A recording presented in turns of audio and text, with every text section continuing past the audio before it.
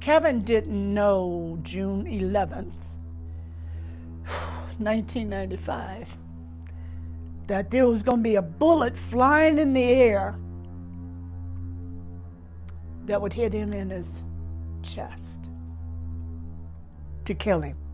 Because if he had known that, I guarantee you, he never would have left home that evening.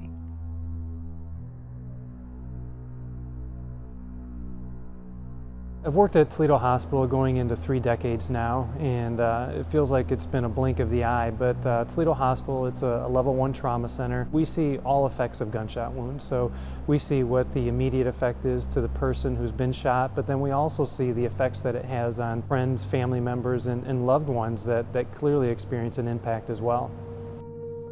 Most people know me by the name of Judy Ellis, but my legal real name is Sharon Ann Ellis. I've been blessed.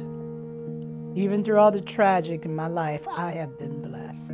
Been blessed to have married a man 54 years ago, Oscar Ellis, my husband, who found me in East Toledo on May 20th years ago when we decided to tie the knot. And because of the death of my kids, I decided to start a company, and it's called Kevin. Kevin stands for Kids Exemplifying Values in Our Neighborhoods. Love that. Worked with several community people, doing seminars and trying to educate children and working through the school system. But after the last death of my son, my oldest boy, I just took a pause for a minute because I found that I needed a break. I started feeling like, what's my purpose now? What am I working for? So when I started the foundation, I thought that was going to give me all that I needed, to keep me going. And it did for a period of time. Then my other son died. My oldest boy died. And that just, I didn't know what I should be doing anymore. It did put a bullet into the heart of this family. It affected my sisters and my brothers, Kevin's aunts and uncles. I mean, everybody felt that death. When somebody comes in and they're a victim of a gunshot, there are a whole host of emotions and experiences and psychological trauma that goes along with that, not only to the victim themselves, but to the surrounding circle of influence that they have. So their immediate family, their friends, their contacts, their neighbors, and people that they associate with. The impact lasts far longer and far beyond the medical and physical effects of the gunshot itself. Kevin was always stepping in for somebody. He gonna solve the world. What Kevin really, really wanted to do was being a prosecutor. He told me he was going to go to school and he was going to be an attorney. I said, well, why? He said, well, number one, my brother's going to need one. Number two, he said, because I would be good. I would be good at that. I'd love that. I think I would love that. I think whatever Kevin would have done, he would have been successful. Because he had that personality, he had that drive, he had that love. He was a smiling, enjoyable, happy kid. He brought joy in my love, in my heart. He was that, and not only mine, and a lot of people that he came in contact with. Kevin's death took my dreams. Some dreams will never come true because I don't have Kevin. But it affected the house, it affected the home, it affected our conversations. It changed our life. It has not been easy, but it's been worth fighting for, because every single day, there's not a day that doesn't go by that I don't feel him, I don't don't talk about them, or someone doesn't bring their name up. It's a different world today, and it's rather scary.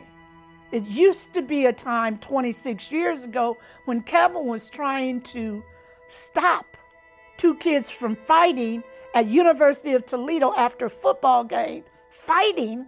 Today, they don't fight. Today, they shoot. Today, they kill. That's how we're living today. And it's sad because these kids don't have a future. These kids don't have a life. How are we going to fix this? How are we going to fix this? 26 years has made a big difference. And all I can do is pray for them. That's all I can do. And I do. Gun violence has been with us for a very long time. It's been with us my entire career, and we really haven't seen any drop in the numbers of victims and fatalities. Unfortunately, in the recent years, we've actually seen an increase in this. And so despite what we know about gun violence and those steps that we would need to take to prevent it, we haven't been able to do that as a society. So it's unfortunate that over the course of my career, which has been fairly lengthy, I just haven't seen any improvement. We need some type of guidance. We need a guidance to walk and talk every day, to live every day, to love every day.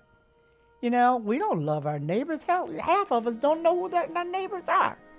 My hope is that we're able to engage people that might be able to make a difference and play a role in reducing the amount of gun violence that we see in our city. I'm proud of our city. I'm proud to be, a member of this community, and it's something that impacts me directly, being a frontline provider and seeing these things on a regular basis. If it were that easy for me to connect with somebody that, may potentially in the future get involved in a violent act involving guns, what I would want them to see is what I see. I would want them to be able to see not only the immediate effects of a gunshot, but the long-term repercussions of a gunshot and the influence that would have over the future of their life and the life of those who care about them and those people that surround them.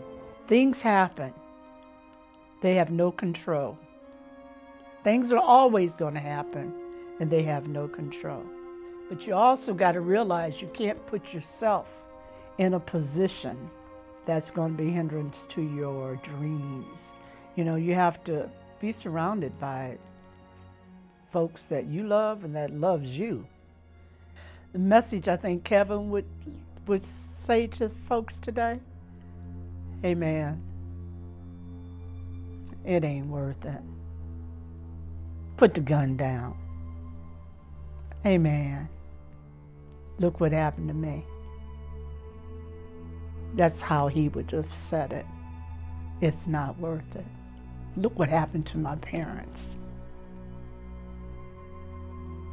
Their dreams were crushed. But more important, look what happened to me. More importantly, forget about the parents. My dreams were destroyed over a bullet that had my name on it.